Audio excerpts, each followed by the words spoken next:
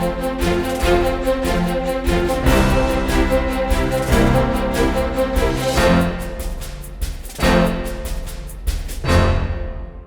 IQ IAS Hindi में आप सभी का स्वागत है। मेरा नाम है मनीष श्रीवास्तव और मुद्दे की बात कार्यक्रम में आज हम बात करने वाले हैं पाकिस्तान के पूर्व प्रधानमंत्री इमरान खान के ऊपर, जिनके ऊपर टेरर एक्ट के तहत जो है एक सेक्शन 7 जिसको धारा 7 कहा जाता है पाकिस्तान के अंतर्गत, वो जो है इनके ऊपर लागू की गई है और जल्दी ही हो सकता है इनकी गिरफ्तारी भी हो जाए। तो इस सारे मुद्दे को अच्छे से एनालाइज करेंगे और समझेंगे कि ऐसी क्या घटना हुई जिसके कारण जो वहां के पूर्व प्रधानमंत्री हैं वो इस संकट में आए हुए हैं और इससे भारत पर भी क्या असर पड़ने वाला है, इस सारी चीज को अच्छे से समीक्षा करेंगे।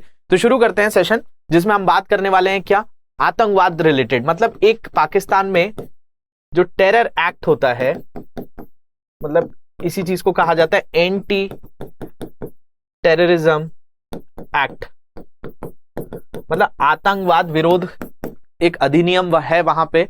तो उसके तहत कोई भी ऐसी गतिविधि हो जिससे कोई आतंकवाद फैला सकता है, तो ऐसा जैसे हमारे यहाँ एक रासू का सुनी होगी आपने, राष्ट्रीय सुरक्षा कानून है, वैसे इनके यहाँ भी एक टेररिज्म एक्ट बनाया गया है कि टेररिज्म को रोकने के लिए। लेकिन क्या इमरान खान ने कोई ऐसी टेररिस्ट एक्टिविटी करी है क्या? तो ऐसा नहीं है। अगर हम बात करें तो इमरान खान के बारे में अगर हम बात करें तो ये जो है पाकिस्तान के 22वें प्रधानमंत्री हैं, 22nd प्राइम मिनिस्टर हैं ये पाकिस्तान के, और इनकी जो पार्टी है इसका नाम है PTI। इसको कहा जाता है पाकिस्तान तहरीक ए इंसाफ, इससे ही आते थे। अप्रैल माह में इनकी सरकार गिर गई और कौन बन गए वहां के प्रधानमंत्री? तो शहबाज शरीफ बन गए, जो नवाज शरीफ के ही छोटे भाई थे। तो जो शहबाज शरीफ हैं वो आते हैं, एक पार्टी और है पाकिस्तान में जिसको कहा जाता है PML, पाकिस्तान मुस्लिम लीग करके एक पार्टी है, उसके वो नेता हैं और अभी वो वर्तमान में पाकिस्तान के 23वें प्रधानमंत्री हैं। मतलब 23वें प्रधानमंत्री कौन है? शहबाज शरीफ, और 22वें प्रधानमंत्री थे इमरान खान। अब देखिए, जब से इमरान खान की सरकार गिरी हुई है, अप्रैल माह में ये पूरा का पूरा सत्ता पलट हुई थी। अब इसके बाद क्या होती है, कभी भी आपने देखा हो कि इस तरीके से राजनीतिक खींचातान जब होते हैं कि एक पार्टी अपनी सरकार बना लेती है, दूसरी पार्टी जो है अगर विपक्ष में चली जाती है, तो कहीं ना कहीं एक दूसरे की नीतियों का विरोध किया जाता है। तो इसी में एक जो पाकिस्तान का एक बहुत बड़ा मुद्दा है वो है वहां की सेना का हस्तक्षेप राजनीति में काफी ज्यादा है। तो जो इमरान खान के ही गुट से एक नेता आते थे जिनका नाम था शहबाज गिल। शहबाज गिल ने एक टीवी पर बयान दिया था जिसको PEMRA एक रेगुलेटरी है पाकिस्तान में, जिसको Pakistan electronics media regulatory authority कहा जाता है। उसने भी उस जो उनका संदेश था जो टीवी पर आया था, शहबाज गिल की बात कर रहा हूं मैं यहाँ पे, शहबाज गिल को जो है फिर बाद में गिरफ्तार कर लिया गया क्योंकि उन्होंने ऐसे भड़काऊ बयान दिए जो सेना के खिलाफ थे। ऐसा जो है पाकिस्तानी मीडिया में भी चला, पेमरा ने भी उनके ऊपर बैन लगाया। अब उसके बाद क्या हुआ कि ये जो गिरफ्तारी हुई थी 9 अगस्त की हो गई थी। मतलब अगर हम बात करें, ये है शहबाज गिल, और शहबाज गिल को 9 अगस्त को गिरफ्तार कर लिया गया था, तब से वो जेल में है।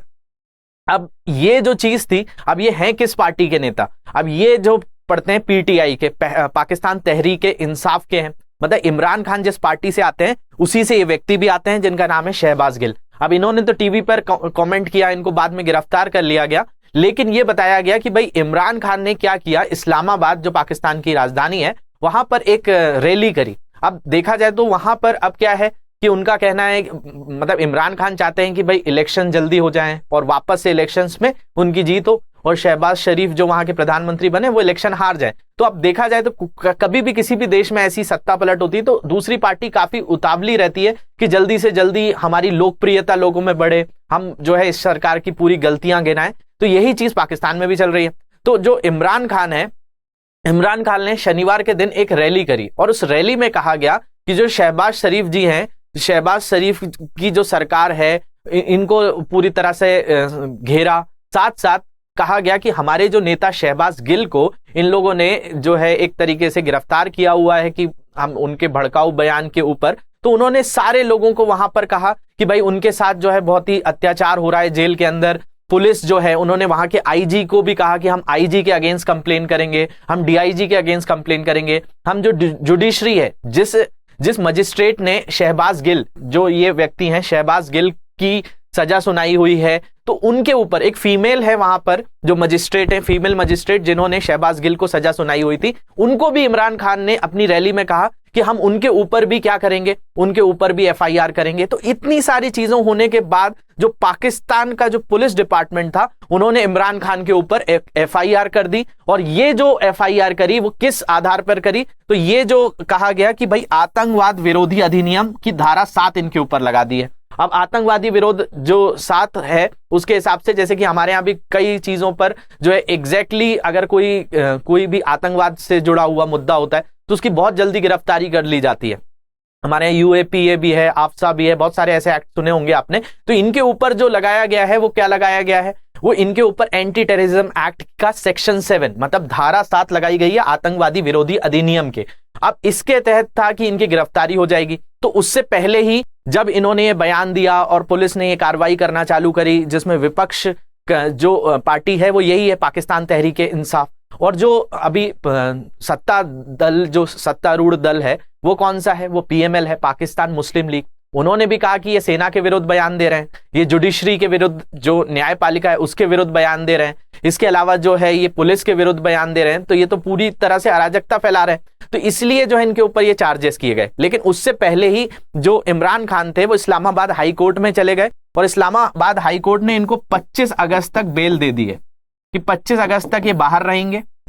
लेकिन ये भी जो है अंदाजा लगाया जा रहा है कि अगर इमरान खान को गिरफ्तार किया गया तो इनके जो सपोर्टर हैं पाकिस्तान तहरीक इंसाफ है उसका भी कहना है कि हम जो है पूरा का पूरा रैलियां निकालेंगे, सड़कों पर उतर आएंगे। और जो वहां के राजनीतिक विशेषज्ञ हैं उनका कहना भी है कि भाई पाकिस्तान में अभी हलचल होने वाली है। अभी तक तो लोग जो है मीडिया पे कह रहे हैं, सोशल मीडिया पे कह रहे हैं, टीवी पर आकर कह रहे हैं, लेकिन अब ये जो चीज है ये अब सड़कों पर आ जाएगी। तो पाकिस्तान के अंदर जो पॉलिटिकल चेंजेस हैं वो होने की बहुत ज्यादा संभावना है। और इनके पूरे घर को घेर के रखा हुआ है पाकिस्तान के अंदर इमरान खान के, कि भाई किसी भी तरह से इनको गिरफ्तार ना किया जाए। जो इनको जो एंटी टेररिज्म एक्ट की धारा 7 के तहत इनके ऊपर केस जो है दायर किया गया है, तो आगे चलकर हो सकता है इनकी गिरफ्तारी भी हो। और उसके बाद पाकिस्तान के अंदर जो राजनीतिक समीकरण है वो भी थोड़ा सा बदलेगा, क्योंकि देखा जाता है कि लोग जेल जब जाते हैं तो उस पार्टी का कहीं ना कहीं एक लोगों को सपोर्ट, मतलब एक लोगों के अंदर एक इमोशनल अटैचमेंट आता है। तो जो इमरान खान है अभी थोड़ा सा इमोशनल इंटेलिजेंस का भी यहां यूज कर रहे हैं। अब देखा जाए